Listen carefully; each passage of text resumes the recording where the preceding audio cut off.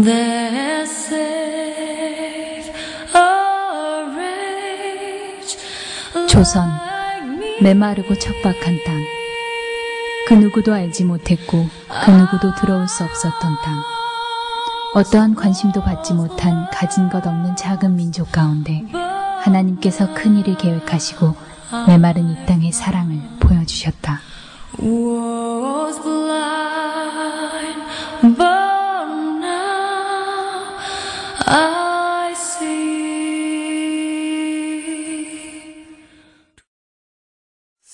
1866년 평양의 대동강변에서 로버트 토마스의 죽음으로 사랑은 시작되었다. 하나님은 로버트 토마스를 조선 땅으로 보내셨고 그는 쇄국 정책으로 굳게 닫힌 죽음의 땅으로 올라서는 것으로 순종했다. 꿈을 펼쳐보지도 못한 채 끝나버린 그의 나이는 겨우 27세였고 그가 타고 있던 배는 제너럴 셔먼호였다. 1882년 우리나라는 미국과 한미수요조약을 체결하게 되고 고종황제는 미국으로 사절단을 파견한다. 그것은 바로 견미단. 미국이 문호개방에 대한 감사 인사로 우리나라 고위관리 6명을 초청한 것이다. 견미단 일행은 갓을 쓰고 도포자락을 펄럭이며 미대륙 횡단열차에 올라탄다. 그 모습을 처음 본 미국 사람들 역시 쑥덕거리며 비웃는다. 그 가운데 함께 기차에 타고 있던 가우처 목사는 견미단의 모습을 보고 조선이라는 나라를 마음에 품게 된다. 그리고 일본에 먼저 나가 있는 맥클레이에게 조선이라는 나라를 살펴달라는 편지를 쓰게 된다. 맥클레이는 개화파 김옥균의 도움으로 고종황제를 대면하게 된다. 고종황제는 조선인 수만 명의 목숨을 앗아간 콜레라를 퇴치하기 위해 의사를 보내줄 것과 조선의 엘리트들을 교육시킬 3명의 영어 선생을 보내줄 것을 요청한다. 그렇게 조금씩 조선의 문은 열리게 된다. 영국 출신인 존 헤론. 조선이라는 나라를 가슴에 품고 의사로 지원한 그는 테네시 의과대학의 개교 이래 가장 공부를 잘했던 사람이었다. 모든 명예와 창창한 앞날, 그리고 주위 모든 사람의 만류를 뒤로한 채 조선이라는 척박한 땅을 위해 헌신한다. 수많은 사람을 진료하고 전염병 예방을 위해 힘쓰던 그는 자신 또한 전염병에 걸려 조선에 온 지 5년 만에 생을 마감하고 만다. 쇄국 정책이 완화되고 알렌은 조선이라는 나라를 위해 1884년 제물포에 발을 내딛는다.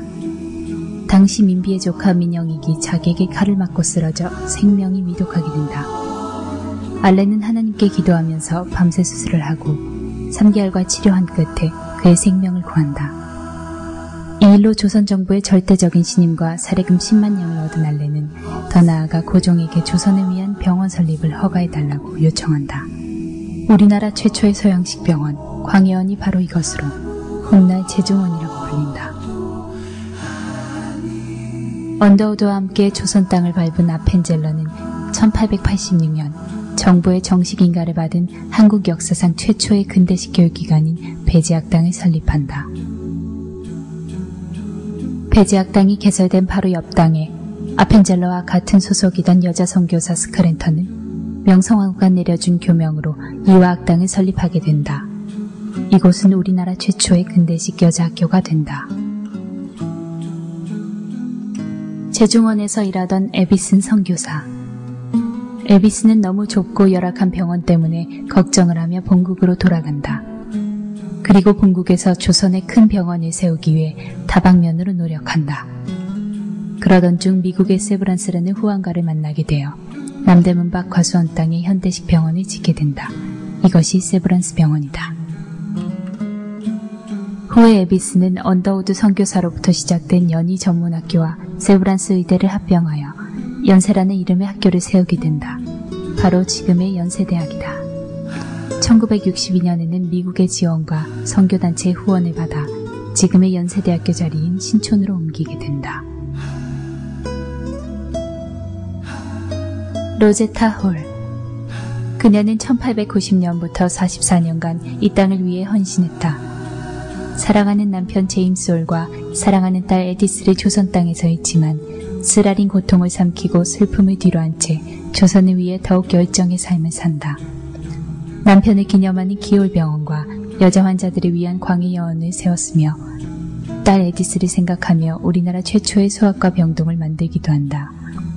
또한 그녀는 우리나라 최초의 맹인학교와 농아학교를 설립하고 그녀의 나이 84세로 남편의 묘 옆에 묻힐 때까지 이 땅에서 한평생을 헌신하였다. 로제타와 제임스의 아들 셔우돌은 폐결핵 요양소를 세워 결핵 환자의 위생학교라고 이름 붙이고 결핵 요양소의 운영비 마련과 결핵에 대한 계몽과 선전을 위해 한국 최초로 크리스마스 시를 발행하였다.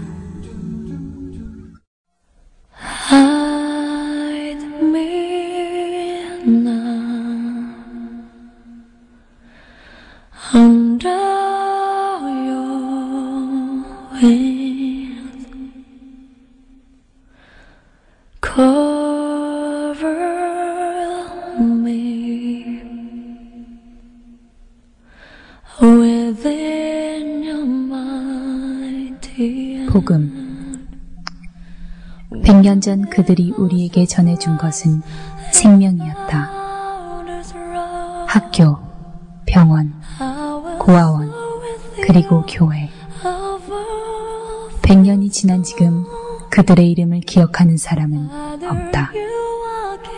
다만 복음을 위해 기꺼이 헌신했던 선교사들의 땀과 피가 교회의 십자가로 반짝일 뿐이다.